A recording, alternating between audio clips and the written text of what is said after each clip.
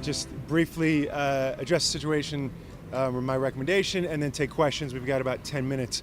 About 10 months ago, I asked a team of folks to take a look at the feasibility of starting high schools later.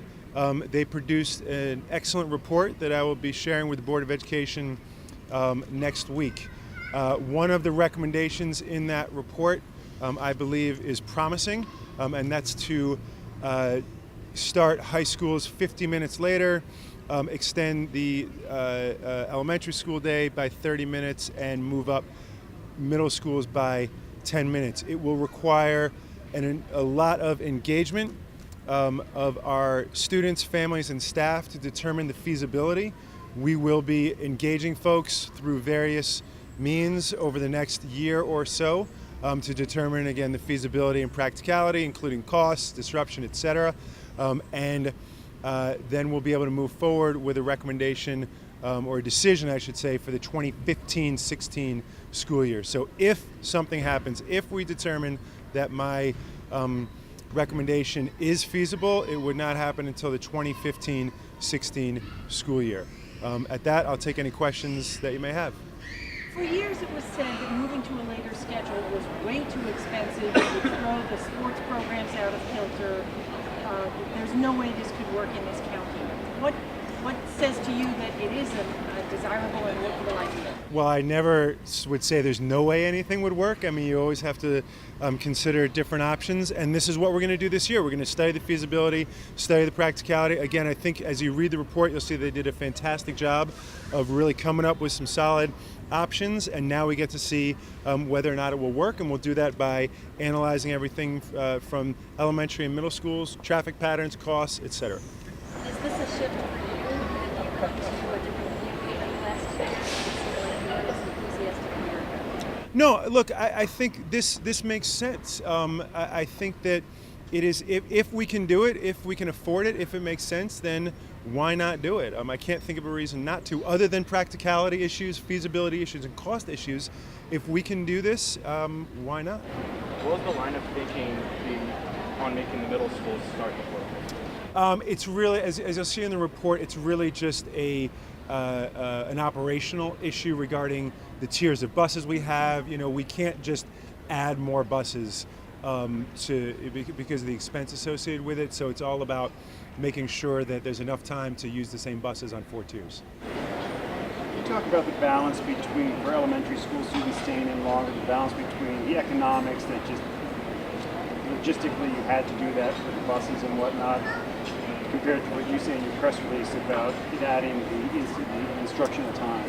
Yeah, it's just not it's not just a logistical issue. We have the second shortest elementary day in the state of Maryland, where it's 6 hours and 15 minutes, and our kids can use more instructional time for a variety of purposes. We can also use that time for more professional development, collaborative planning. So it's a win-win for everybody, assuming that it's practical and feasible and that we can afford it.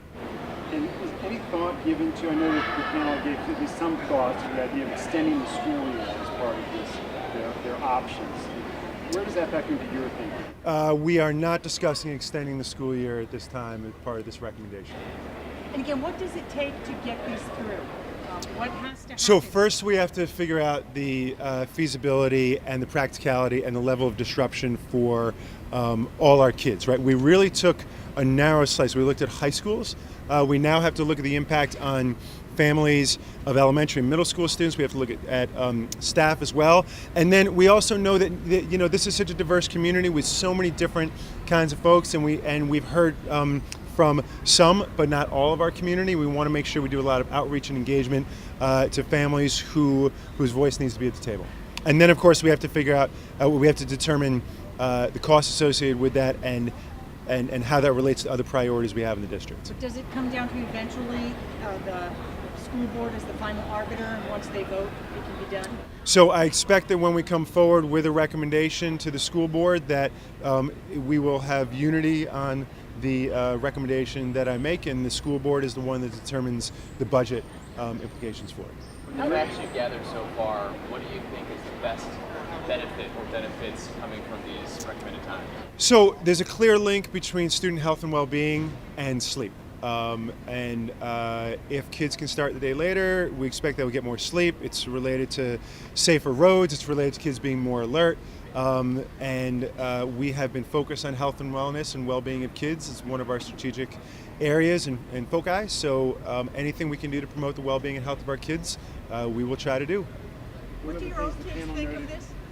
Say again? What do your own kids think of I this? like to keep my own kids out of any discussion about public policy. Thank you How very big much. is the problem you think you're solving with this work? How important is this sleep difference? I think the report does a really good job of laying out all of the implications of kids not getting enough sleep.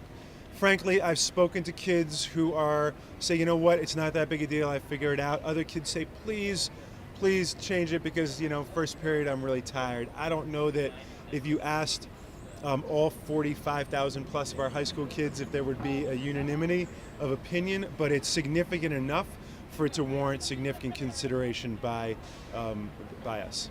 If it goes into effect, will Montgomery County Public Schools track the academic progress? The panel said in their research that there wasn't a lot of really good data on the impact of the later start time in academic progress. Will Montgomery County actually track that? So, given all the work we are doing to focus on improved teacher quality, to focus on curriculum professional development, and focus on family engagement, which are the factors that actually improve student achievement, if we are able to make bell times later, I think it would be impossible to separate out the impact of bell times on student achievement directly, right? We know this is related to student health and well-being. Anything we can do to promote student health and well-being, we'll take that opportunity. I don't want to suggest this will be any kind of silver bullet related to increased student achievement, and I think we're doing a lot of other things to increase student achievement that have nothing to do with bell times. So I got to go to another meeting. Thank you all. I'm sure there'll be lots of opportunity for follow-up. You know where to find Dana. Thanks.